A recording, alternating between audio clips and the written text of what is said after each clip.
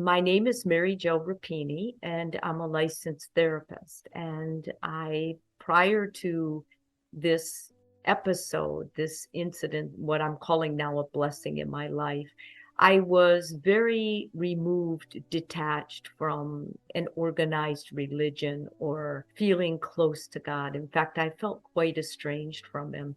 And some of the context of that was I was a psychologist, and my husband and I had moved to Lubbock, Texas, where it was a better job for him. And prior to going to Lubbock, I was in Houston, Texas, and I loved it there. And I was trained as a psychotherapist. I did general marriage and family. And then I went on for additional training to become a sex therapist. So when I was moving to Lubbock, a lot of people were saying, oh my God, you're going to be great because you won't have to worry about job. There's very few sex therapists there. And I got the idea that, wow, this is going to be great for my career too.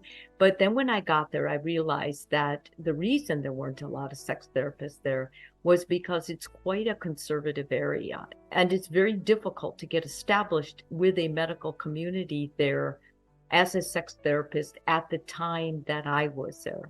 So to just give you backstory, what my job was, I was the head of a psycho-oncology unit at Texas Tech and University Medical Center. And basically the reason I say I'm head is because I was the only one that was doing that. And I got into cancer quite backwards, whereas a oncologist hired me to run support groups for his cancer patients, because many times when you have cancer, you also have intimacy issues with your family and also with your body. You're estranged from it. You go through treatments and you don't feel like the same woman or man many times.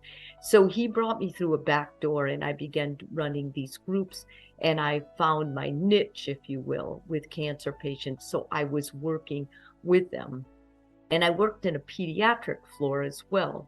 And I saw a lot of terrible things, kids getting cancer, painful treatments and struggling. And it just started deteriorating how I felt about a God, a loving God especially. So now on to my story. I'm carrying that in my heart at the time of the story.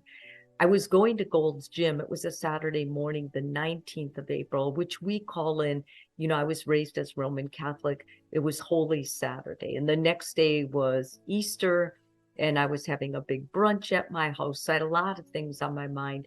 I went to the gym and I was working out. And one of the machines I was working out on was when you push. Like, I was building my body, and I had this idea, I can lift twice my body weight with my legs. I should be able to do that with my arms. So I had been really dedicated to working on my chest and my arms.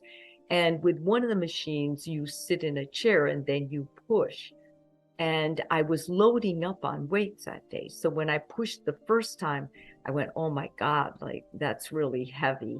And, I don't know if I can do another one. I had 98 pounds on it and I weigh 107. So I thought, I'm just going to do one more. And I did one more. And as I pushed, I felt a sharp jabbing pain in the back of my neck. It felt like I had been stabbed or something.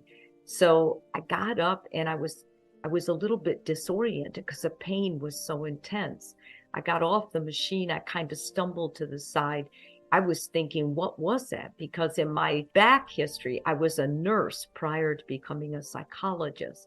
And I started going through my whole nervous system, like something in my neck, something in my cerebral fluid, something in my spine, something's not right. I can't walk well. I walked over to the bubbler, and when I pushed down on the lever to get water, all of a sudden this whole right side started jerking, like convulsing, and I had no control. And I was profusely sweating, and my neck hurt so bad that I thought, man, I've done something terrible, like I'm really sick. And I had been just recently diagnosed and treated for high blood pressure. And I had taken that pill that morning. So I kept thinking maybe it was something, associated with that. Anyway, I laid down, and the person, one of the people working out who knew me there, said, "Hey, muscle woman, what's the matter?" And I said, "If you can, go get help, because I think I need an ambulance. I hurt myself." And so he was really scared because my face was white, and obviously I'm laying down on the gym floor. So we went to the front, and this owner or woman watching the gym that morning came back, and she started talking to me and just soothing me, and called an ambulance and called my family. And it was just lucky that my husband was in town for Easter weekend, because he had taken a job at MD Anderson. This was toward the end of our 8-year time in Lubbock when this happened. In fact, we were getting prepared to move back to Houston, which I was very excited about. And I used to joke about it, that I got to get out of Lubbock before this town ends up killing me, because everybody I had worked with eventually had succumbed to cancer or was very sick. So anyway, the ambulance took me to the hospital, and there was, they did CAT scans, they did MRIs, and they found out that I had had a bleed. And there was so much blood in my head that they didn't know if I would survive the night. It so happened that all the neurosurgeons in Lubbock, and I think there's like 4 of them, that weekend had gone to a conference in Santa Fe. So the only one who was in town was this retired one, and he was a friend of my husband's. So he spoke with Ron, and he said, her head is full of blood, and they had tried to do an angiogram, but there was so much blood, and the only person that could do it was a pediatric neurologist who also read these angiograms. He said there was so much blood he couldn't see where it was coming from. So their option was, we can kind of stabilize her and just keep an eye on her, but she could die within 24 hours, or we could fly her to Dallas. There were specialists there who would take me on. And my husband and I had a pact that if one of us were, in the event one of us had a catastrophic illness or something, that we would not leave each other. I watched a lot of people die alone, and it's terrible. And I got this sense that when you are dying, you should have another human who loved you or can love you. Until God takes your hand, they've got your hands and they're holding them. So my husband was told he couldn't go in the jet with me, that it would have been too much weight, or the weight would have been off, and to pressurize the cabin, they just wouldn't take that risk with him there. So he decided, and we, because I was in and out of consciousness, I was able to talk to him. I was extremely relaxed. And I keep going back to the reason I was so relaxed, because I'm not a relaxed person. I'm very hyper, very anxious in my real life. Well, I used to be. In the ambulance, I don't know if you've ever had the kind of pain that it can make you go mad. Like, it can drive you crazy. It hurts so bad. And going over every bump, I told God, I can't handle this. I need your help. And I don't care if I live. I've had a good life.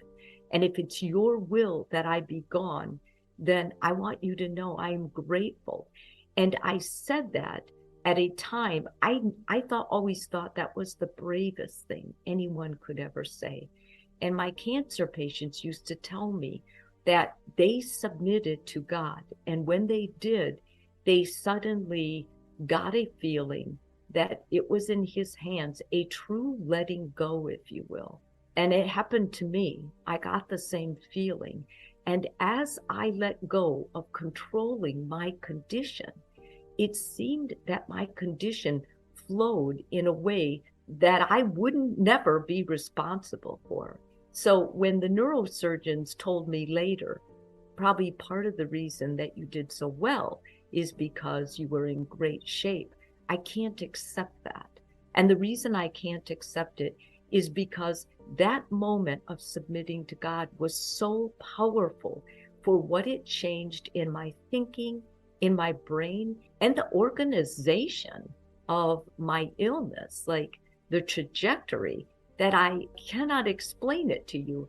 I can only tell you that it was real. So anyway, I woke up on Easter Sunday. They had stabilized me with meds and everything.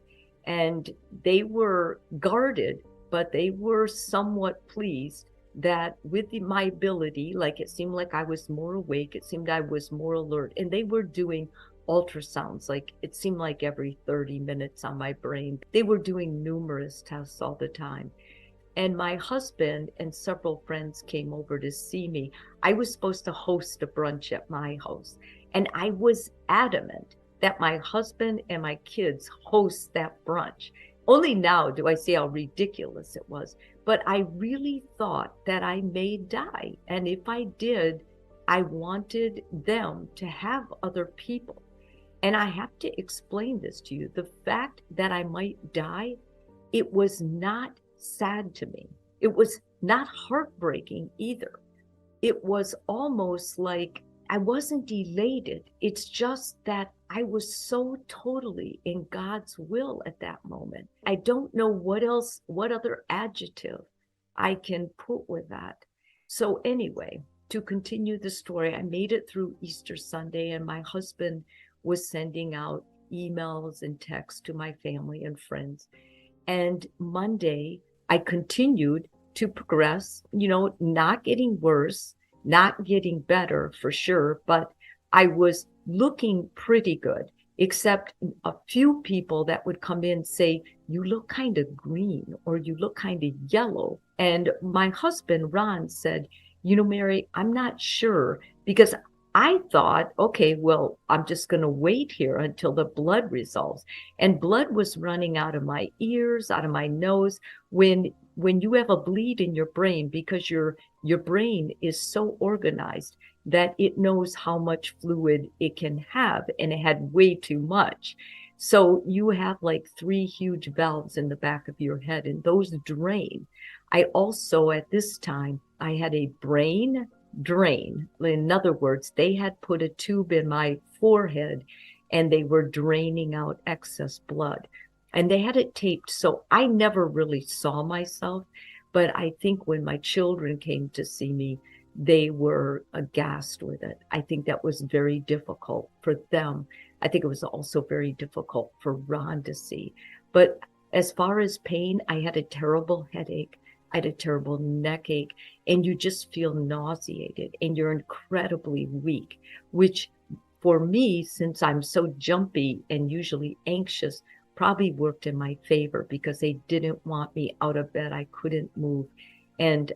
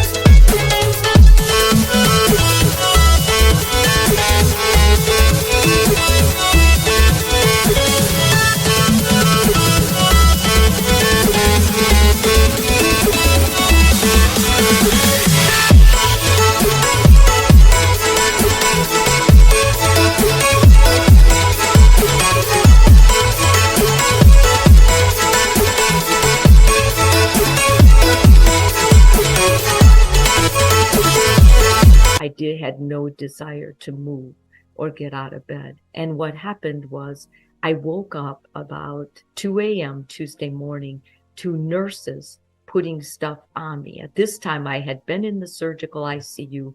They moved me out to the floor on Monday, and now I was on the floor going back in. And they were putting like monitors on me. They were waking me up. They were doing all kinds of tests.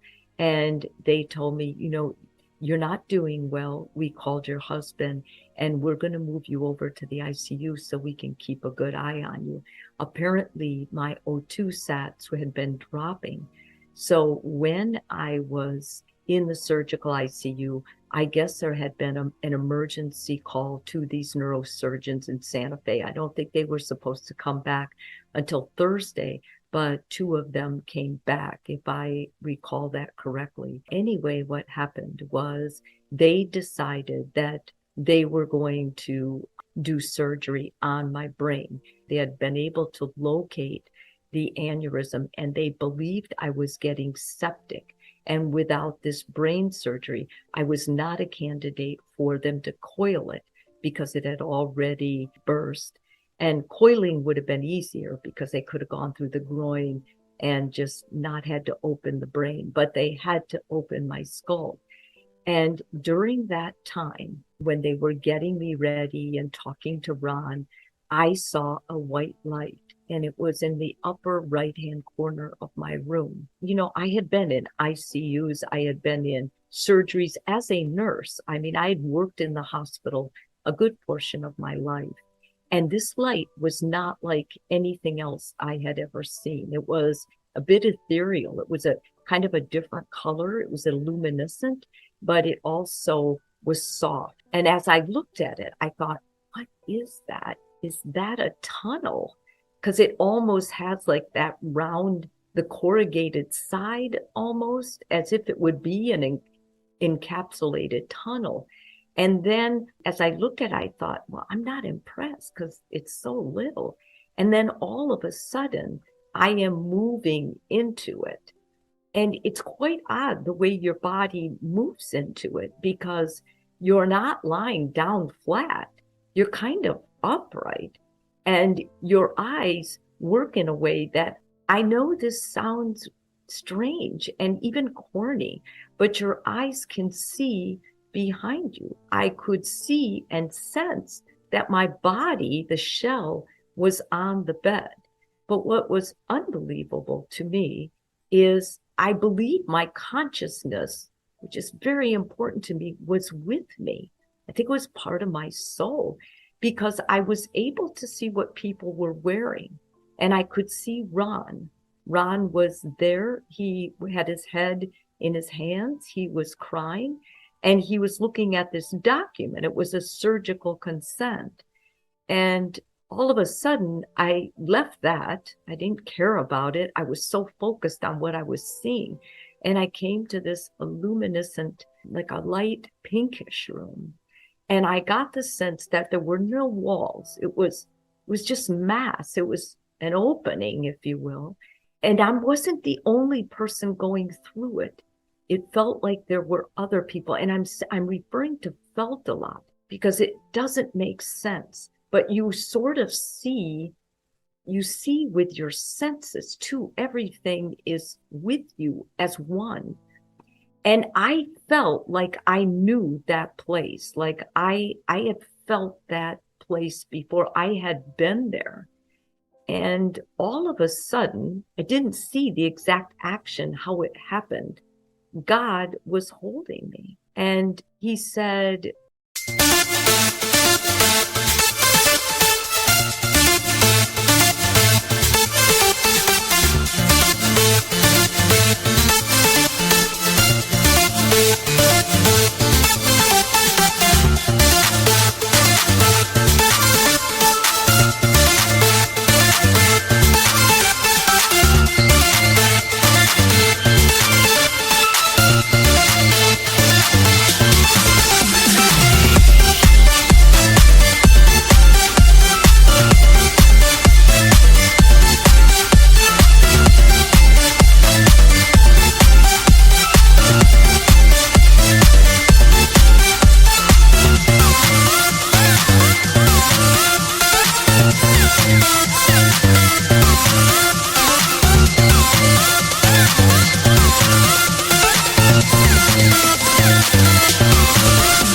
it's not your time. And I was so disappointed because I wanted to be there with him, and very different from what I ever expected. the love was not human. And it was comparing it like to human love would be plastic, like a credit card, whereas this was really deep. And I said, I can't stay, but why not? And I started telling God all of my accolades. I gave free cancer care. I would come up at night when people were dying. I would pray for people. I tried to be a good mother. I tried to be a good wife. I had been a good worker. Every positive thing I could think about myself, which is just so awful and now, or arrogant or whatever. I tried to tell him, and he said, let me ask you one thing. Have you ever loved anyone the way you've been loved here? And I said, no, that's impossible. I am a human, just to remind God of my humanness. And then the sensation was a closer hold from God, and he said, you can do better. And I don't remember leaving that space, but I woke up to Ron, like shaking me because he felt like I was unconscious, and saying, Mary, we have to make this decision together. Like, they have to open your brain and they have to clip this vessel. And you might never be the same. You might not be able to run, Mary, or even walk. And I'm a runner. I was a runner. I was running 50 and 100 milers. Running was my life. And he said, and your personality might change completely. I need you to tell me it's okay. And I said, it's okay. I'm not going to die anyway. And Ron said, well, I hope not, Mary. I think if you pray you're close to God, I think you'll be okay. And I said, I just talked to God, and it's not my time, Ron. And I woke up after the surgery, and I was upset. I was depressed. In fact, I was depressed that I was back here for several months after. And what I live with every day now is I live with this incredible memory, or whatever's been branded on me. And I ask myself, am I doing enough? Am I standing up for God's goodness? Am I being conscientious with what he gave me? Am I loving others the way he told me to practice loving more? And the answer is always, I'm trying, but it's very difficult. I will tell you one thing. I think I'm a better therapist. And I think I'm a better therapist because I judge less. And I think compassion is the most important gift we give each other. And just get out of this mindset of who's right and who's wrong. I mean, we're all connected, and we're all going back there, all of us. And there is a God, and he is our source. He is my source. I believe he's yours too, but you have to get there on your own. And I believe he knows each and every one of us. He connects to us in a way that we can't possibly understand. We're very limited with our minds, with our brains, with our bodies here. It's left me with a deep sense of compassion and just the abundance. I mean, I can't look at anything without thinking, what can I do? How can I help?